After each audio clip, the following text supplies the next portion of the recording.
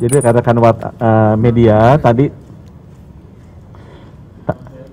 sudah kita melakukan rapat internal dan Bapak Presiden memberikan arahan ke kami sebagai berikut. Tapi kami update dulu ke Bapak Presiden karena di hari Minggu kemarin Bapak Presiden khusus menelpon kami untuk memastikan bahwa masyarakat itu dilindungi dari obat-obatan yang ada. Jadi prioritas dari Bapak Presiden adalah memastikan bahwa seluruh masyarakat bisa terlindungi dari obat-obatan ini.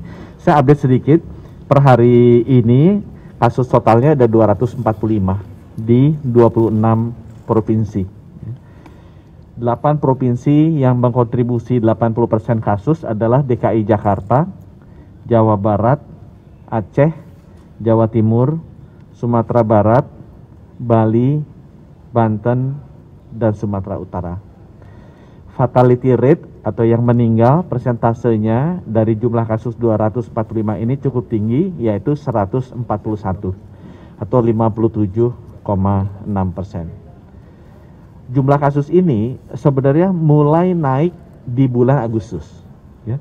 Jadi sebelum Agustus itu angka kematiannya normal, dari tahun ke tahun angkanya kecil, di bawah 5. Tapi bulan Agustus itu mulai naik ke 36, September naik lagi ke 78, Oktober sampai sekarang 114, dan itu sebagian besar menyerang di bawah 5 tahun. Nah, sejak Agustus itu kita amati, teman-teman, Kemenkes sudah melakukan review patologi.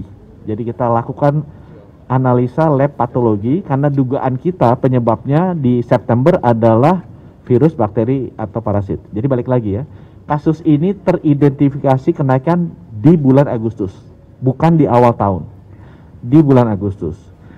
Bulan September kita kumpul, kita melakukan analisa patologi dari anak-anak yang terkena kasus ini untuk melihat apakah dia terkena virus atau bakteri atau parasit. Hasil analisa patologi itu kecil sekali kemungkinannya disebabkan oleh virus atau bakteri. Jadi misalnya ada bakteri Leptospira, itu banyak dibicarakan, ini bisa menyebabkan sakit ginjal. Kita udah cek semua anak yang kena itu 0% bakteri Leptospira gitu ya. Kita bilang oh mungkin ini gara-gara COVID. Kita udah cek semua anak yang kena kurang dari 1% yang ada COVID-nya, positif virus COVID-nya. Jadi dari situ di bulan September kita memang terus terang masih menduga-duga ini penyebabnya apa. Karena hasil tes patologi di bulan September dari kenaikan kasus bulan Agustus itu tidak ada yang secara signifikan disebabkan oleh bakteri, virus maupun oleh parasit. Ya. Di akhir September, jadi sebelum 1 bulan mulai ada kenaikan, kita sudah mengeluarkan surat edaran ke seluruh rumah sakit, seluruh kepala dinas agar melakukan tata laksana perawatan yang standar. Nah, baru kita agak terang pada saat WHO mengeluarkan surat edaran 5 Oktober. Jadi balik lagi ya, kasus ini mulai terjadi bulan Agustus, bukan di awal tahun. Kita mulai bergerak di bulan September dengan analisa patologis yang kita dapetin tidak ketemu penyebabnya apa. Kemudian di 5 Oktober WHO mengeluarkan warning bahwa terjadi kasus yang mirip di Gambia, penyebabnya adalah zat kimia yang ada di pelarut obat-obatan. 5 Oktober. Nah, sesudah 5 Oktober ini kita menerima rilis dari WHO, kita komunikasi dengan WHO juga dengan pemerintah Gambia. Kita melakukan analisa toksikologi. Jadi kalau yang pertama di bulan September kita lakukan analisa patologi karena dugaan kita disebabkan oleh bakteri, virus, atau parasit. Begitu ada announcement WHO tanggal 5 Oktober, langsung kita minggu berikutnya lakukan analisa toksikologi karena mengarah lebih ke zat kimia. Dan dikonfirm, kita tes ke 10 anak, 7 ternyata darahnya atau urinnya mengandung zat kimia ini. Jadi positif memang 70% orang yang kena itu disebabkan oleh adanya zat kimia ini di tubuhnya. kita melakukan konfirmasi kedua, kita lakukan biopsi yang meninggal. Apakah ada ciri-ciri kerusakan ginjal yang disebabkan zat kimia ini? Karena sudah ketahuan kalau zat kimia ini merusak ginjalnya seperti apa. Kita cek 100%. Memang terjadi kerusakan ginjal sesuai dengan ciri-ciri yang disebabkan oleh obat kimia ini. Jadi itu memperkuat bahwa penyebabnya adalah obat kimia ini. Kemudian analisa yang ketiga untuk konfirmasi, kita datangin rumah-rumahnya. Seluruh rumah pasien ini kita datengin, kita ambil obat-obatannya, sekali lagi kita cek ada atau tidak obat-obatan senyawa kimia yang berbahaya ini. Kita menggunakan lab Puslapor-Polri, memang yang mereka lakukan sifatnya baru kualitatif, ada atau tidak, bukan kuantitatif kadarnya berapa. Ya. Tapi secara kualitatif ditemukan sebagian besar dari obat-obatan yang ada di rumah pasien itu mengandung senyawa kimia yang berbahaya ini. Jadi berdasarkan rilis dari WHO, adanya zat kimia di pasien, bukti biopsi yang menunjukkan kerusakan ginjalnya karena zat kimia ini, dan keempat, adanya zat kimia ini di obat-obatan yang ada di rumah pasien, kita menyimpulkan bahwa benar penyebabnya adalah obat-obat kimia yang merupakan cemaran atau impurities dari pelarut ini. Nah, berdasarkan ini kita lakukan langkah konservatif, kita tutup dulu sekitar 1.100-an lebih obat-obatan yang ada pelarutnya. Nah, dari sini kita menunggu BPOM melakukan penelitian dan nanti akan di-announce oleh Ibu Penny bahwa sebagian pelarutnya itu bukan pelarut kimia, tapi pelarut mungkin dari air atau yang lain sebagainya. Itu rencananya nanti sore ini kita akan keluarkan surat untuk rilis. Ya, jadi ada 133 atau 150-an obat ya. Antara itu geser-geser angkanya nanti Ibu Penny yang lebih pasti. Obat-obatan yang memang pelarutnya tidak mengandung bahan kimia berbahaya kita akan rilis. Kemudian kelompok yang kedua, kita sudah bicara dengan Ikatan Dokter Anak Indonesia, Ikatan Apoteker Indonesia. Ada beberapa obat-obatan memang yang sifatnya sirup, tapi dibutuhkan untuk menyembuhkan penyakit-penyakit kritis, seperti epilepsi dan lain sebagainya. Ini kalau dilarang, anaknya bisa menderita atau meninggal gara-gara penyakit yang lain. Sehingga dengan demikian untuk obat-obat sirup yang gunanya untuk menangani penyakit kritis, itu kita perbolehkan, tapi harus dengan resep dokter. Harus dengan resep dokter. Itu mengenai obat-obatannya, dan sejak kita berhentikan, itu sudah kita amati penurunan yang drastis dari pasien baru masuk ke rumah sakit. Jadi kalau tadinya RSCM itu penuh, satu tempat tidur ICU anak tuh bisa diisi 2 atau 3, sekarang penambahan barunya sejak kita larang, itu turun drastis pasien barunya. Nah, yang kedua saya mau cerita mengenai obat-obatan. Jadi hasil diskusi kita dengan WHO dan juga dengan pemerintah Gambia, ditemukan obat yang namanya Fomepizole. Ya. Kita sudah menerima 20 file dari Singapura. Kita menunggu mungkin dari Australia akan masuk 16 lagi, either malam ini atau besok pagi.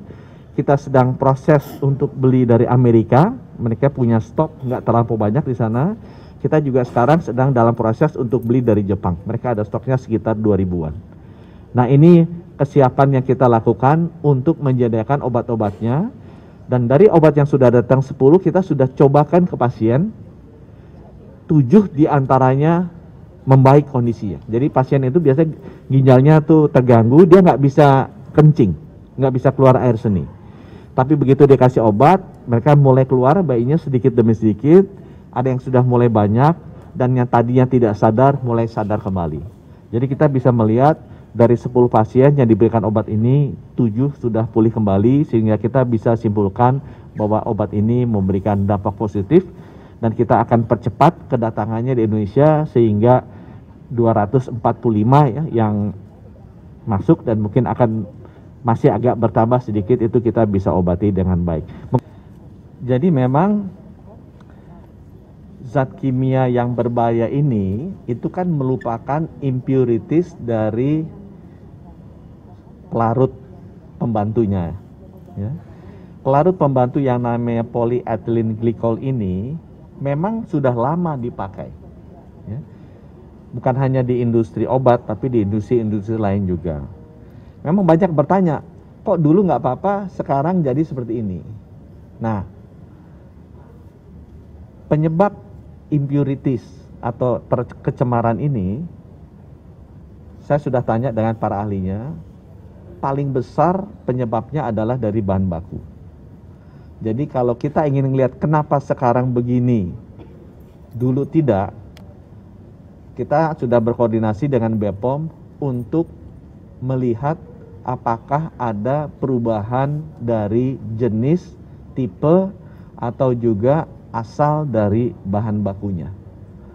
Kita udah ada datanya, pergeseran dari negara-negara mana import bahan baku itu terjadi, tapi nanti saya akan sampaikan pada kesempatan khusus. Tapi kalau pertanyaan kenapa dulu enggak, sekarang iya, ini memang sangat tergantung terhadap bahan bakunya. Memang surveillance kita sekarang lagi kita tingkatkan.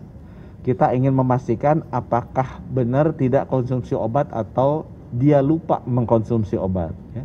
Jadi saya juga kasih contoh, dari 245 yang udah kena, kita sudah datangi 206. Ya.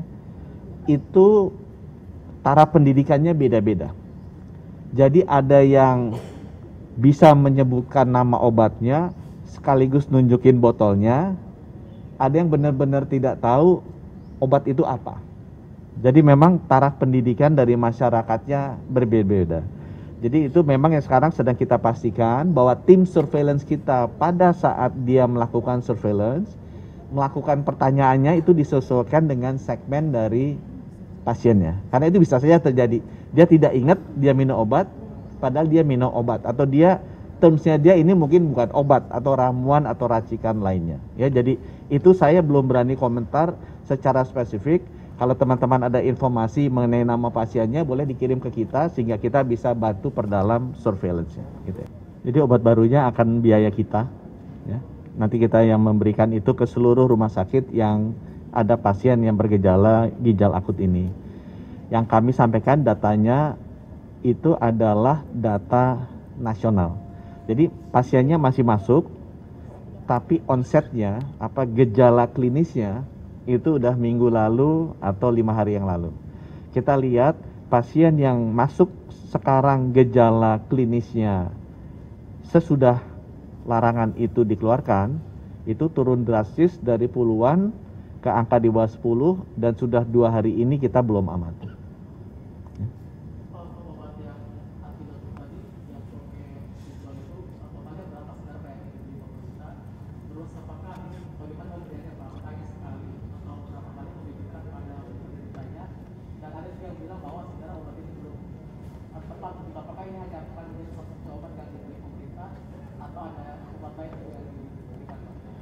Memang sebelum ini kan keracunan karena senyawa ini udah cukup lama. Dulu ada beberapa metode perawatan yang dilakukan, tapi fomepizol ini adalah yang paling baru dengan efikasi yang paling tinggi berdasarkan research dari para ahli farmakologi Indonesia.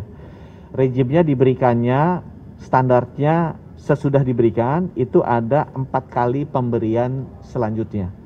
Jadi dia dalam bentuk vial, vial tuh kayak tabung kecil gitu ya dari gelas. Nah, satu anak diberikan satu bertahap, satu di awal, kemudian 4 kali pemberian sesudahnya. Dan kita sudah lakukan tes, kalau itu diberikan dengan dosis sesuai dengan analisa teman-teman di RSCM, itu perbaikan di ginjalnya terasa. Ya. Kecuali kalau memang ginjalnya sudah demikian rusak. Ya, kalau sudah masuk ke tahap stadium 3, itu ada angka kreatininnya, saya lupa ya. Kalau kondisi kerusakannya sudah tinggi, memang akan tetap sulit. Ya. Kenapa?